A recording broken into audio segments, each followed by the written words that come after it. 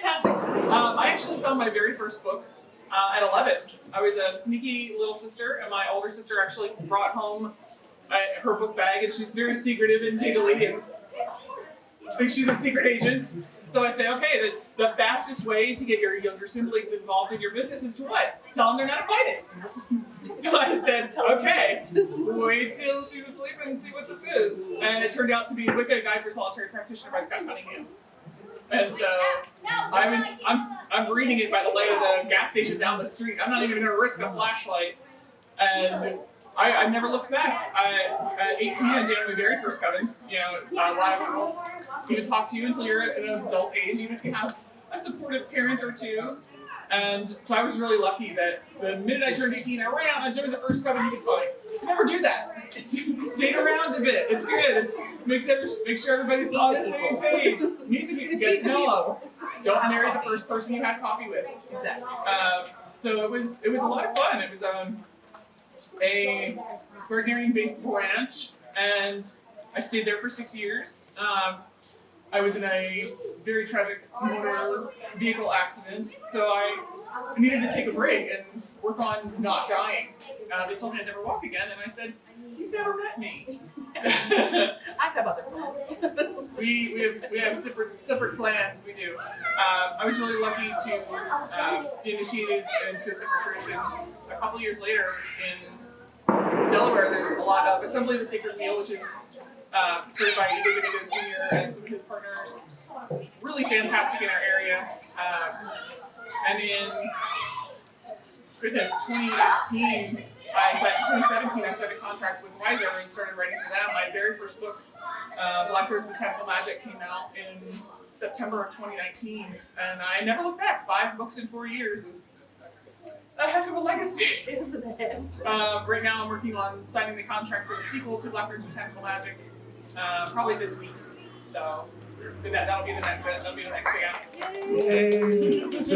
Okay, great. So my name's Mo Cummings. I own Earth Magic in Morgantown, West Virginia. I came to witchcraft as a very young girl. I was actually born in Egypt, and my family was Muslim, and that's how they expected me to be raised. But it never really felt right to me. And when I was around 9 or 10, I found a really great book in the public library called Diary of a Witch by Sybil Leek. And I read that book, and it was the first time I ever really could put a word to what felt right to me. And that is when I absolutely knew and believed that I was going to walk that path, and I was a witch. And from then, I sort of practiced very quietly in my house. I had been making books of shadow and working with energies and seeing, energies since I was younger than I knew what I really was. And so having found that book, that was a really great turning point for me to really focus that and move forward. And when I started college, I was a full-blown, solitary practitioner by then. And then I found the Cabot Kent Hermetic Temple of Witchcraft in Salem, Massachusetts. And I trained with those folks under the auspices of Lori Cabot and some really, really great folks. And so I've been a Cabot witch since then. And just really enjoy trying to help put the community in touch here in Morgantown and elsewhere, and do anything and everything I can to really support people who are finding their path or maybe just looking for something that fits them. And I really try to do a lot to help people understand that there is no really right or wrong way to find what works for you within the magical community, as long as it is yours and it belongs to you, and it's the power that you create with it works for you to create the greatest good. That's right. So, yeah, that's me.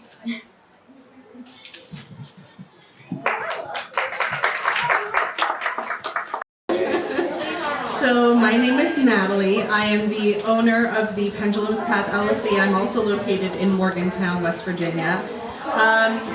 Magic kind of came to me. I didn't go looking for magic. Magic found me and slapped me across the face like a wet fish.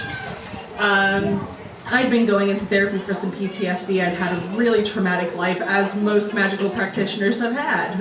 A lot of trauma in their life. And the universe is just like, here's a little bit of magic to help you through this. And I was going through therapy, unloading a bunch of my trauma. My therapist taught me how to meditate during one session, and the next day dead people were hanging around my bed, and my life changed forever. And I went back thinking that she had broken me. And said, like, I'm having auditory and visual hallucinations. I think that you're supposed to fix that, not cause them. Send help. And over the course of about 6 to 8 months with my therapist and a bunch of what I consider to be my strange friends, I came to the conclusion quite clearly that I was connecting with Spirit. Spirit was connecting with me. I could see them, I could communicate with them. And my third eye basically had just broken out of its very crusty shell and was seeing very clearly for the first time in my life. And over the past 3 years, I have worked with not only local people in my community, but people literally all over the world, doing readings for them, connecting them with their loved ones, helping them through their own traumas and their own difficulties in their life. And this journey has not only expanded me personally, but it has also expanded me spiritually and changed the way I look at magic, the way I look at spirit, even the way that I look and experience people on a day-to-day basis. There's a whole second level to my relationships with people now that touches me in such a way that I can't even describe to people the level of connection that I feel with people. And being able to use my own traumatic experiences in life to help give perspective and help in healing to others that are in a similar situation that don't have the next step on what they need to do. So if I can be that person to offer them those next stages or next steps or new direction that they need to take in order to make their life better, then I'm very grateful and thankful that I can be that person to help that person get to where they need to be. So I now walk my path to help others, whether it's to see their own magic, to experience magic themselves, whether it's through spiritual connection or through a psychic connection, or even through crystal magic and oils and balms and things like that. It's been my absolute joy to connect with people in a way that not very many other people can, or that other people are willing to explore that side of themselves. And I love to encourage people to explore their own intuition, to get into meditation, to explore their own magic and find the magic within them that's so desperately wanting to come out. And we spend so much of our life trying to block that down. So I now feel like it's my job to get people to see their own magic inside of them and to see that, yes, life is hard, but there are ways to get through it. And if you can get through it with somebody's help, it's a lot easier than doing it alone. So that's my hope, is that I can help people just get through things not alone anymore. Okay, for those that are not familiar with me, I am Aeson Knight. I grew up in a Romney tribe. I trained both Gardnerian and Alexandrian. I've taken further training in other traditions. Now I am teaching eclectic-based training. I work as an international psychic and host of a number of podcasts. I have my own website. You can go check that stuff out. And yeah, I do a lot of stuff in the community. Why? Because I enjoy it. All right, so up for debate. First question. The year is 2428. Somebody has just uncovered your magical room. What is one book or item you hope the future witches have found? Ooh. My diary. My diary. Now, most people are like, I hope no one ever finds my diary. However, I feel like my story and the things that I've experienced need to be heard by others in the future so that, again, nobody knows that they're crazy in the future or thinks that they're crazy and that this stuff actually does happen. But I feel like whenever I go back and read my own pages, I feel like I'm the most normal person in the world having the most extraordinary story at times. So there is a piece of me that's like, I hope somebody does read that in the future and sees like, wow, what a wild and crazy life this person lived and look at all the cool stuff that happened to them. And I'm not alone in this crazy world and I have that stuff happening to me too. So that's what I hope they find. Miss Mo? I would probably say my personal book of correspondences because it is sort of like my book of shadows, but it's more like the correspondences between, plants and planets and crystals and numbers and deities and all of that I've kind of found and that are focused and work very well together. And I've kind of put it, I'm sort of like, I really love to like just be like very artistic when I put my books together, and so I'm also kind of proud of it as a standalone work of art as well. But it is full of so much useful stuff that I've used to craft my magic, and I think that would be a really helpful thing to pass along. Not just you're like the already well-known knowledge, but the knowledge that I've kind of tested and found to work well. Miss Blackthorn?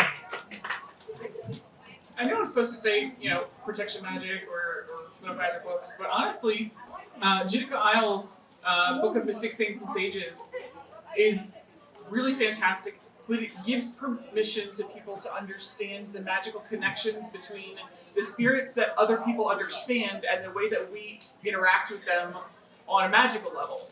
It helps people understand, the bartenders were the first priests and priestesses, that no matter what it is that you do in your life, there is a magical connection out there for you that is specifically waiting for you to understand where it comes from, where it's going, and how to make your life better through it. Protection magic is great. We're skipping stalkers, we're ditching people following us, we have real world skills, but understanding that the magical and the mundane are the same thing, and we only get one life. That's the connection that I really think that people need. Very much so. Very much so. Okay, so next topic. We're going to take on some TikTok piss Aeson off things. Yes! Recently, it was reported that there is a shop in Pennsylvania that removes the devil card from every deck of tarot that is sold through the store because they believe it should be removed. Being that all four of us own businesses, what is your point of view? Mo can go first. I have my own thoughts on that. Well, if you didn't already notice, the deep eye roll. Yeah. I think we all did a heavy eye roll there. I really don't agree with that at all because I feel like that card is part of a deck for a reason, and not every reading that we give people are going to have sunshine and flowers as the conclusion. But not only that, the devil card can represent many things. It's not always one meaning for that card. So you can't sanitize life, so you really can't sanitize a deck of cards. And also, I really don't think it's fair for you to walk into any business and, would you walk into a bakery and buy a donut that someone already took a bite out of? So, as soon as that deck is opened and handled and a card is removed, it's already got, some preconceived energy placed upon it, and it's not going to work properly for anybody it belongs to after that. So I just don't agree with that at all. I think that's not you're not giving someone the product that they're paying for. Exactly. Me? You? Just going down the line. Okay. Well then, it's as a business owner, it's not my job to tell people what they can and cannot have. My job is to sell the imagery and the artwork that was presented by the artist and the author of that deck. Who am I to say, oh, well, I don't really like this one thing, so I'm going to change it for everyone forever? No, thank you. It's not just the imagery of the devil, it's what it represents. And we need to be very conscious and understanding about people's journey with addiction and restraint and the issues that everyone has. Being able to represent that in a card is really important. And to take that ability to look at yourself or with your clients honestly and clearly is doing it a service to your community. And I agree with that wholeheartedly. It's imagine if you had bought a book and one of the middle chapters had been removed and part of that character's journey was gone.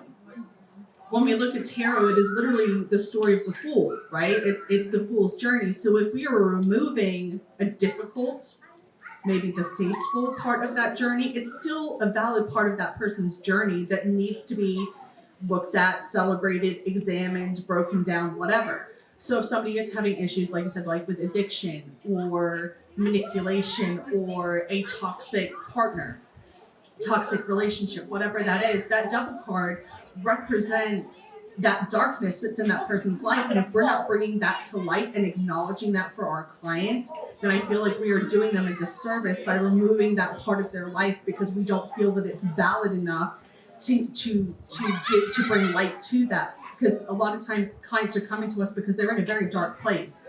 People don't go to tarot readers because their life is great and perfect and they are in absolutely no need of guidance because otherwise we would have no jobs. Okay? So most of the time people are coming to us because they literally have a proverbial devil on their back that's chasing them and they want to be able to break free from that chain. If that part of that story is removed from the deck, then it invalidates that part of that person's journey and everyone's journey, no matter who they are or how they read tarot. It is still a valid part of that journey. And if we're removing that or negating it or not acknowledging it as real, then I feel like that's taking away from clients and us as a group of magical community people. That's taking away a piece of our energy and a piece of our stories.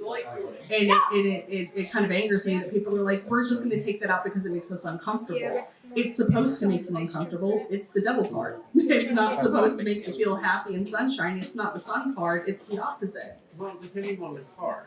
Yeah. Okay, I mean, depending on the surrounding card. I mean, the devil card also stands for lust, Yeah. fertility, Yeah, it absolutely pure does. sexual passion. You know, so we tend to forget it. Yeah, and being bound by our addictions or our wants Or and needs. vices. Yeah, or our vices, exactly. So if we're taking that out and negating it, it validates that with our client. Exactly. And then, in my opinion, it makes that deck useless. Now, if Yeah. Walmart sells me a TV that does not have a remote and it has no buttons, it is useless. Also, there's enough Oracle decks out there that I think that Rider and White would lose their mind trying to organize a tarot deck in 2023. So, sell other decks. Very simple. So, you know, we've gotten a lot of history, a lot of decisions, a lot of stuff is being taught by media today, in general. But there was a very large story about Black Wall Street and about how that empowered and created a movement within that community. Why is there not Pagan Wall Street? I mean, so often I see on businesses a Christian business, Christian this, Christian that, all over, God first, printed over their door. Now granted, you know, the owner gets a little confused when they look at them and go, which one? Are you Thor? Do you like, do you like a little Hermes, a little Sue? So what do you ladies think about, how do we start that as a community? Building a pagan, not all pagan, but a pagan Wall Street. How does it start? To start with us building something that it's like the pagan yellow pages of, okay, I need a plumber, Let me go see which druid's got plumbing in their resume. That's why that's actually Go kind of for funny. I find that kind of funny. Just see which runes they have on their business card to decide whether or not they're the right fit for you. So I just find that kind of funny. I think when it comes to doing things like that, and I do kind of do an eye roll as well when I see like, a Christian-based business, things like that.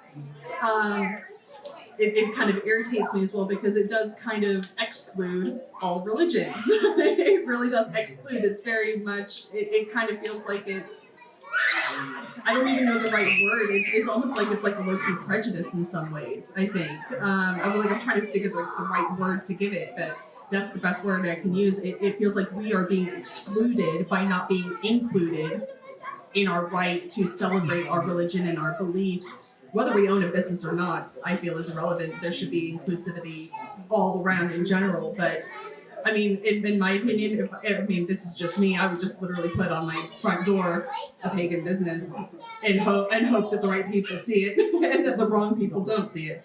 But that's just my opinion. Just do it. But yeah, like having a pagan yellow pages or something like that. That's actually a pretty good idea. Also, over on Zell's talking about creating a pagan banking system. So it's not just enough to have the money, be able to control how it goes, where it goes. A pagan bank would be more likely to lend to specific businesses. At what point does that become an issue for the laws of banking, as far as prejudicial concerns are? So when we're looking at creating pagan businesses, I think the biggest question is getting people to understand when we're talking about our religious beliefs, because when you're conversing with your Christian plumber, they want people to know that they're supporting a Christian business. But when we do the same thing, somehow we're pressing our religious beliefs on someone else. Well, how is it that it's only a one-way street? So making sure that we understand that who we are as businesses and who we are as people can be different things, but bringing us together to understand you can give your money to a business that shares your beliefs and support your own community. It's the fear and then getting over that fear that is the biggest portion of that, is getting people to understand that there may be concerns, there may be issues of safety, and once people understand what you're doing, those fears of safety can be a little bit lessened by that. It's us getting over our own fear first, but things have got to change with a lot of the issues. And I think a lot of it's networking. Yes, absolutely. Building our own networks, building our own infrastructures. We don't have to agree on everything, but we can build together. I mean, if, you have a pagan plumber, we own the Mountaineer Pagan Nexus, and it has a section there for a directory. But people's got to use it, and then also people's got to be willing to put their business up there. Mo, you've lived in larger cities than little West Virginia. What's your thoughts? What have you seen? What's your wisdom? Yeah, that's exactly a great point. I do travel widely, and I will say that there are a lot of places where there are things like that are very open. Like if you go to Boston and in particular Salem, there are stickers on the windows, proudly owned by witches, and actually even in like places like Orlando or New Orleans, places where like particularly it is not as taboo to be open with those beliefs.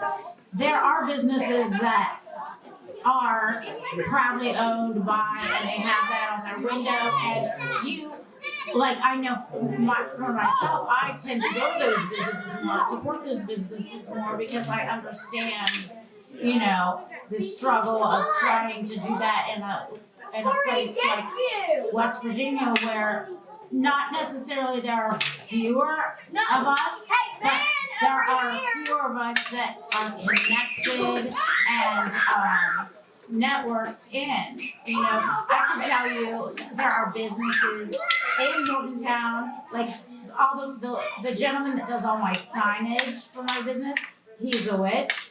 but you wouldn't think it. He's in the mainstream, and then places like that. But you with your Pagan Nexus Facebook group and like things like that, we need more of that. We need more community and networking.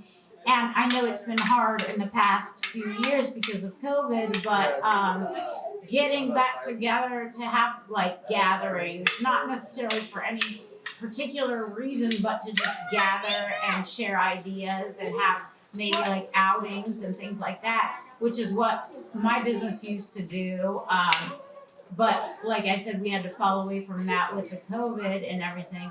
Like those are like small steps that we can take. It's not going to be as easy to build here because of so many people who still like to hide in the shadows because they are afraid to lose their jobs, or they're afraid, they'll lose that custody battle with their kids, or they're afraid that they won't get the bank loan that they want or something like that. And I think changing the culture by like more and more of us being open about who we are and then doing good community work so that they see that we're good people might be a benefit to like starting bringing more people out of the shadows so that we can connect in a more meaningful way. Right. And recently, oh God, what is it? It is not Square, the other one. Stripe. Finally began actually letting us, they removed their discrimination against witchcraft and occult. That's why a lot of people are now able to process credit cards and use online systems. But that took a lot of work from Zamron. That took a lot of work from Lady Liberty. That also took a lot of work from the community in itself, showing that no, we run businesses. You're losing money here. And there's still a lot of financial institutions that we've got to, I won't say bombard, but choose where we spend our dollar at, one of them being Square. Yeah. When you see a vendor using Square, like at the coffee shop or the shop of that shop, spend cash if you can. Stop funding the people that are going to discriminate against you if you approach them to use them as a service provider. Square will not allow businesses who are open about selling occult items or, doing occult-based services such as tarot readings. They won't allow you to use that platform for that. Right. And if they find out, You basically have to lie about it if you use Square. Or change your description as Yeah. to what it is, so when it's purchased, it doesn't flag you for selling something. Well, not only that, but if they find out if they do, then they have in right of contract, because I've had to take They'll take every your money. penny. If you've been in business for 10 years, they have transmitted $50,000 per year in your business. They have a right in their contract to go back to day one, transaction one, and draw it out of your account. Which goes on to impede on our religious freedoms. It does, but they are a private business. To run They their can business as they choose. see fit, yeah. Yes, so that's where we It's as a a very community delicious. gets to choose where we spend our dollars at and what we do. It's kind of like if you know that, the witch down the street has chickens and she sells eggs on Thursdays, go buy her eggs instead of Walmart's eggs. That's how we start building money in the community. We start circulating the money in the community to build and grow. It's like if I need a house painter, I'd rather have a pagan one. At least I'll make sure to get the rooms right on the corners. I was gonna say, I'd be sitting there painting little rooms in the corners and then painting over them. Like this house is protected. Okay, so me and Miss Blackthorn got to enjoy dinner, and we got into a subject of publishing, because I'm sure we have a lot of impending authors, but also how publishing in a way has shaped our religion and has hidden or stripped away things that has ridiculously been removed, and then are starting to pop up in little notes here and there. Why don't you take it away, and we can get our panels and positions on it. one of the things that we discussed last night, there's a very large publisher who, over the history of their publishing, right, has made it very clear you are allowed to talk about this, you are not allowed to mention that, and how that has changed our perception of what witchcraft is today. So if, the single largest pagan publisher of books says, oh, well, you can't talk about bodily fluids, you can't talk about blood, you can't talk about guess what? We have an entire generation of people who think that's not magic. That's bad. So we build in those stigmas around our own bodies, and they then are able to change what the landscape of magic looks like in less than a generation. So by controlling who's publishing, how they're publishing, and what books get published, they're then able to mold the community into what they want to see. So we need as many voices, as many varied voices. People of color are not equally represented. We don't have disability voices. I have a podcast, The Blackthorn Grove, and I had a dear friend come and talk about being disabled in the pagan community and the lack of access, the lack of wheelchair accessibility, having meetups and a third floor walk up. Like, that's great for your small community, but that leaves out such a large part of our community. 40% of people just in the United States have a chronic illness. And to leave out that entire section of your community, guess what? You don't have a community anymore. Yeah. And you're causing us to break and fall apart, and having people move away from that community because they're not feeling supported and feeling like it's an inclusive environment for all of us to have. You know, that's why, you know, I'm very happy with Mo, that, you know, inclusivity is the main thing there. You know, what do you think of this? Because this publisher does have a mark in our history. You know, has a very strong mark of 1974. They saw, oh shit, our business is about ready to go under because of some scandals. We better get some crap together. Invite everyone on our mailing list to the center of the country and let's fix this. But Mo, what's your thoughts? You know, how do we shape this? How do we shape this now? Do you think publishers have as much authority as they used to? Actually, I think this sort of like systematic censorship is really a problem, and with 90% of the people who are witches are independent witches and self-taught, and they're using these books to learn.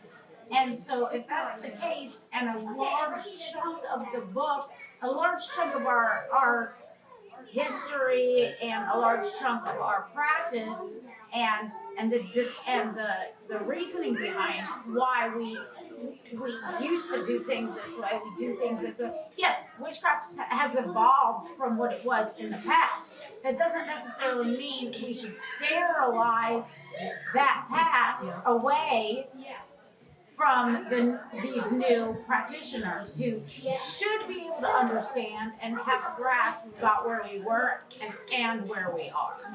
So they can make informed decisions about things like blood or, you know, using all these things. It doesn't matter what it is. Censorship should not be allowed in this country, no matter whether we're speaking about witchcraft or a cookbook. Right. And so I don't really have an answer, but you know, the fact that it's going on is really, really disturbing. I guess more into people who decide to publish their books independently, it's a more expensive route. But you know, I guess and print to order. I mean, these are some ideas that we can do. You know, if enough of us pull our books from these companies that choose to censor them, then, you know, they're going to have an oh crap moment and realize that, like, we're not going to take that. Especially the publishers that their stock and trade are occult. Occult books, you know. Right. Yeah. When I started with my first book, Tactile Magic, I'm sitting at the computer, I'm writing it, I'm hollering at the walls. I kept going back to my editor saying, okay, am I allowed to talk about this? Am I allowed to talk about that?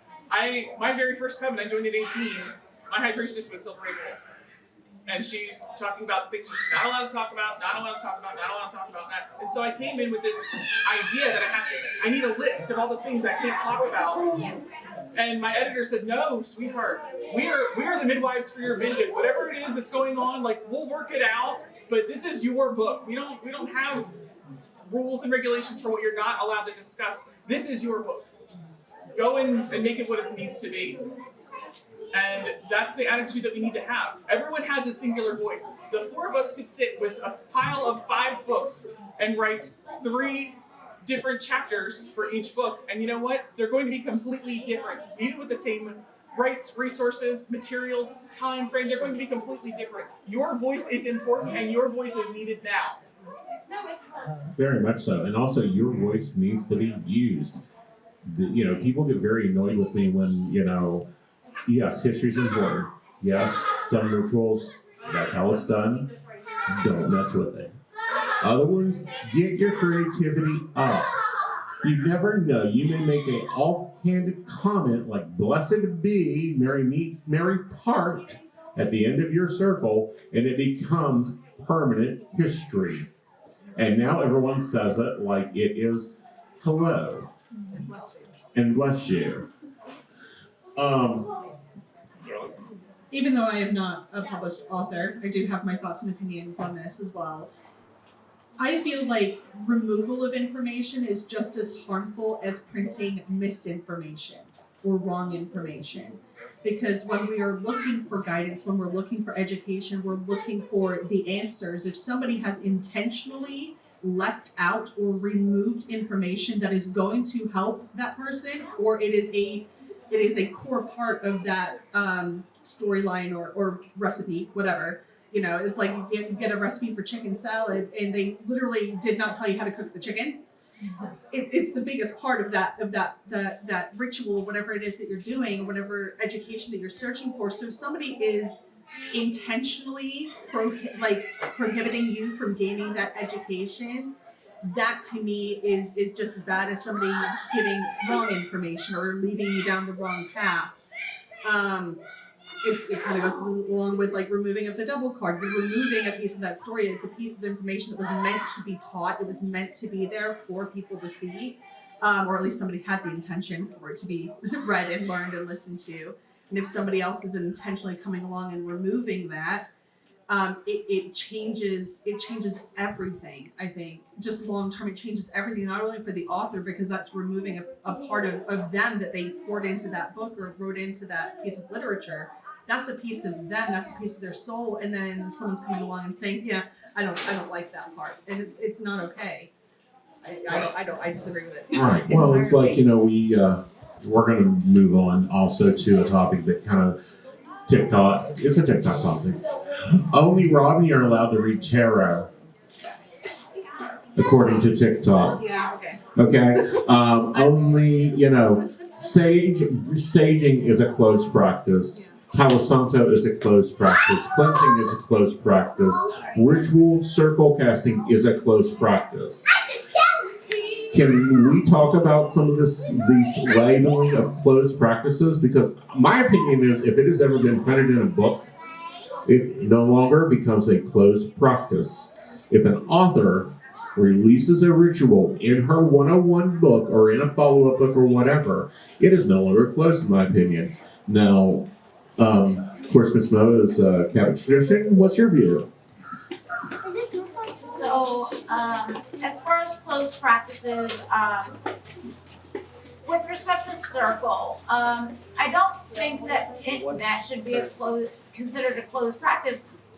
But I do think that, like, if you're talking about an individual tradition, if you're not trained in the tradition for the circle that you are attempting to open, like, there are different types of circles to open, and like each tradition has its own way of doing it, and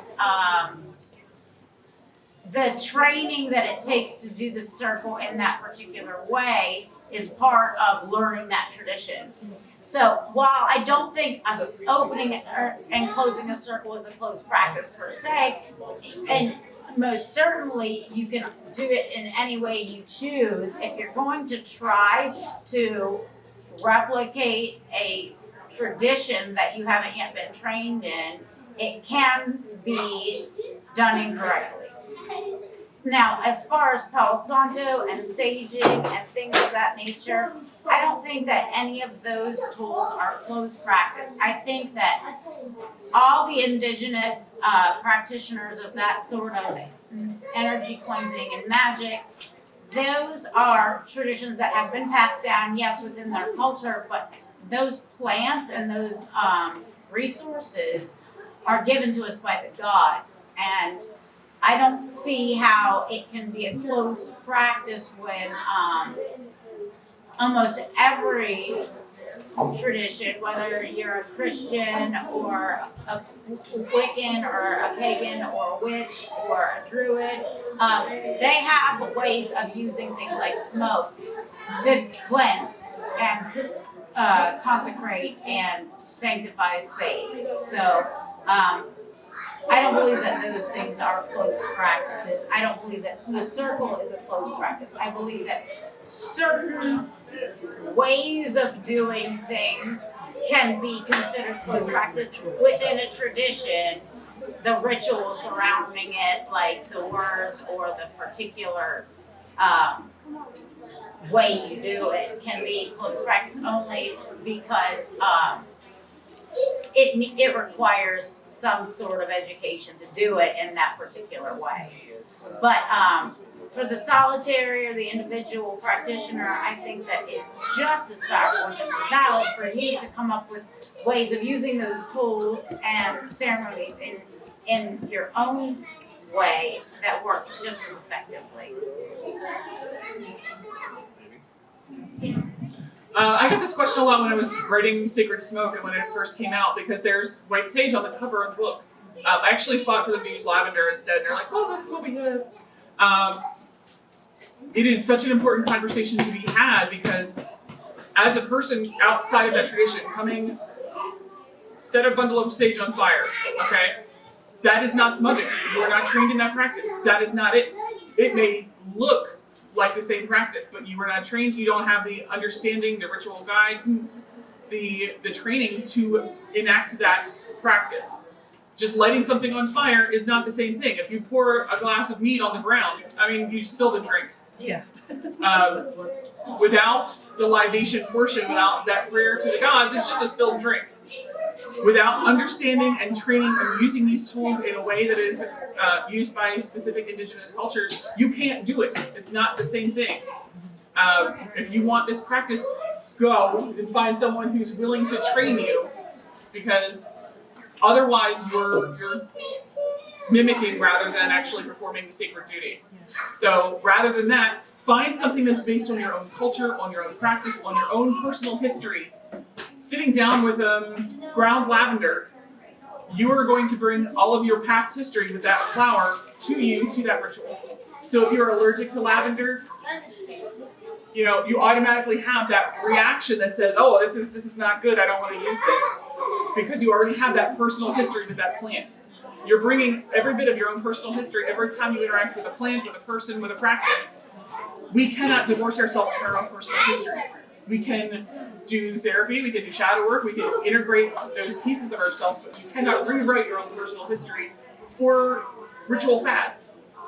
So build your practice based on your own personal history, your own culture, and your own environment, because not everyone has the availability to talk to a parent or a grandparent. Not everyone has. My father was adopted. I don't know who my original grandfather was. I can't participate in that portion of that ancestry that we don't know what it is. Use your personal history to send you forward in your practice rather than trying to steal from someone else. So I kind of agree with both sides of things. So I actually have some friends who are Native American, and I asked them personally, myself, this question, like, how do you feel about people using white sage? Out of all of my friends who are Native American, I've yet to have a single one of them come back to me and say, please don't. A lot of them, like, it's a plant. It has antimicrobial properties. It cleanses the space. It can be used for this. It can be used for that. It can be used for this. However, don't do our ritual. And I'm like, say less, because that's not my jam. I do other things. But they're like, don't do our rituals, but it is just a plant. It can be used for multiple different things. If you feel the need to burn sage, I usually just take the garden sage from my backyard that I've dried out, and I will light that on fire, or I will cleanse with that and the rosemary that I have as well, because that's what I feel more drawn to. But I've been gifted white sage bundles. I still have several at home, and I've been gifted them by Native American people who made them for me. and they're beautiful, and some of them are like still artistically designed. I'm like, I cannot in good conscience burn that because it's gorgeous. Like it's more like an art piece than anything else, even though I know that it was made with the intent for me to use to cleanse my space. And like, it's just too pretty for me to do that too. I want to keep it and frame it.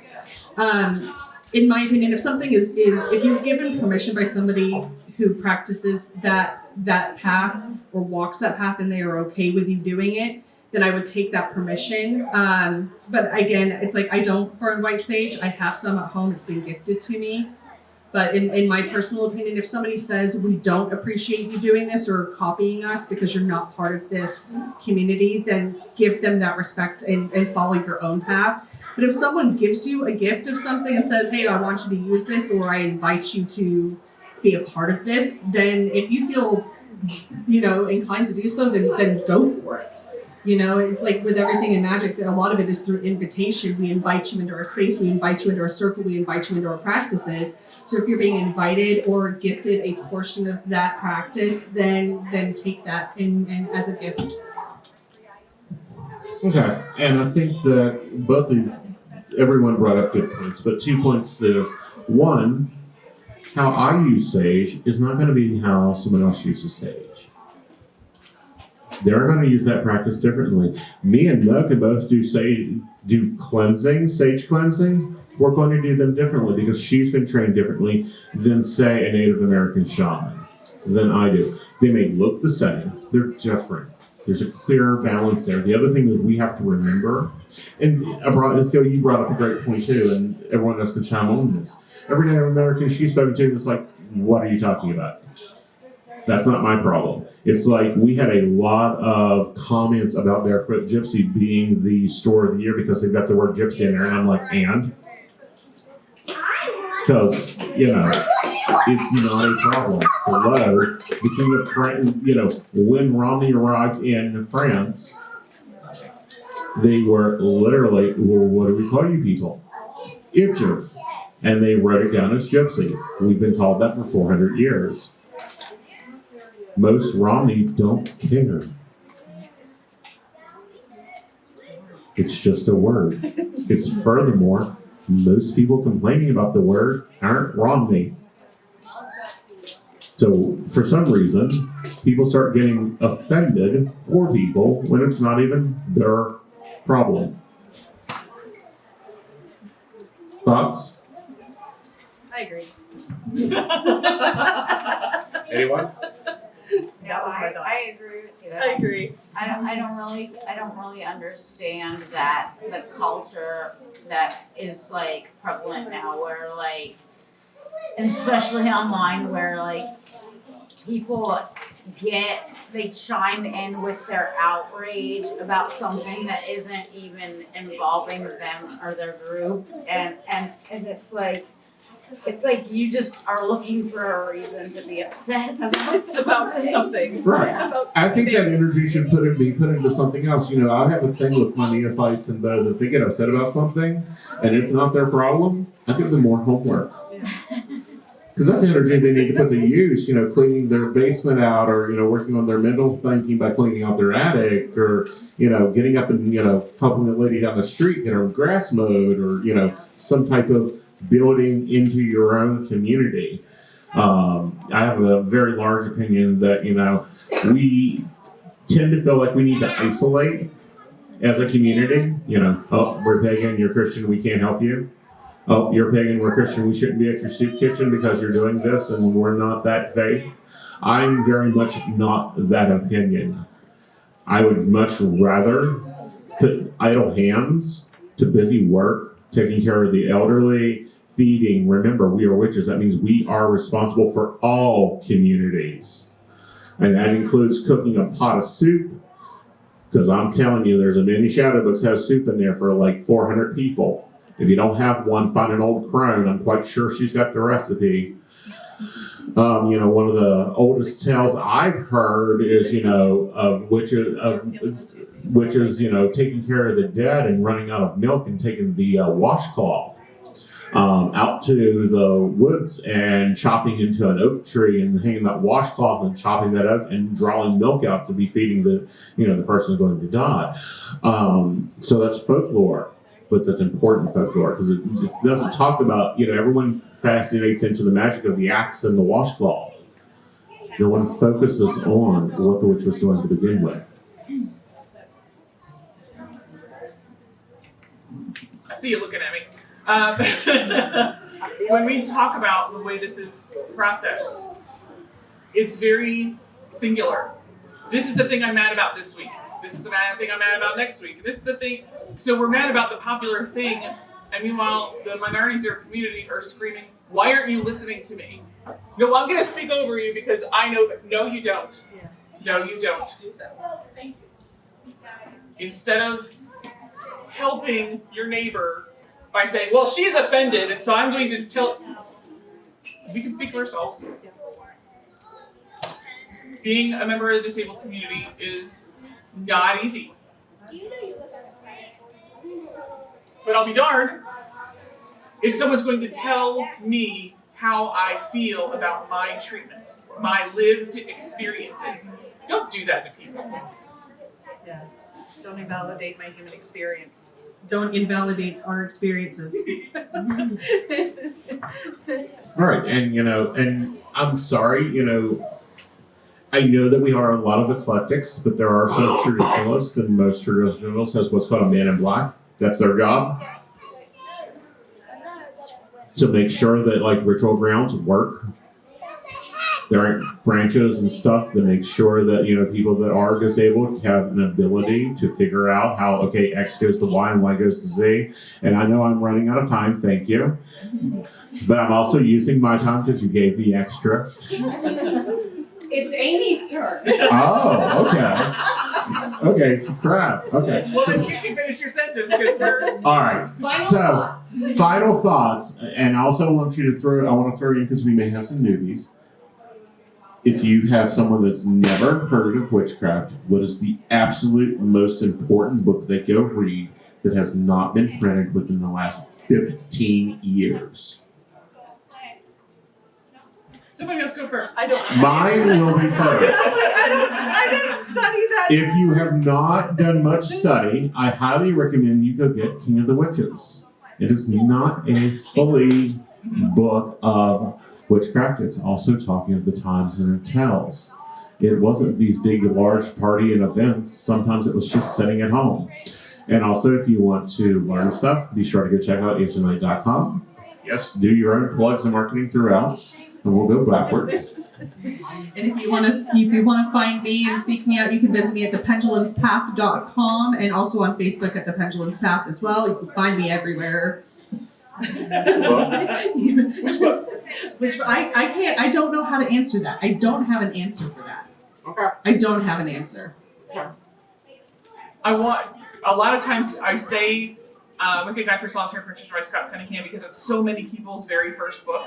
It gives you a starting point from where many people started their journey. But honestly, I think as far as cultural understanding of the genesis of not the birth of witchcraft, because that's but more when we started becoming a community and publishing books, and I think the Big Blue Book it's It's a great starting point. It's a great starting point, but it gives you information as to the culture of the moment. People were by themselves. You couldn't go to a store and buy a robe. You had to make your own robe. Those skills are things that we learn. I do not recommend making an aftermath stove in your kitchen.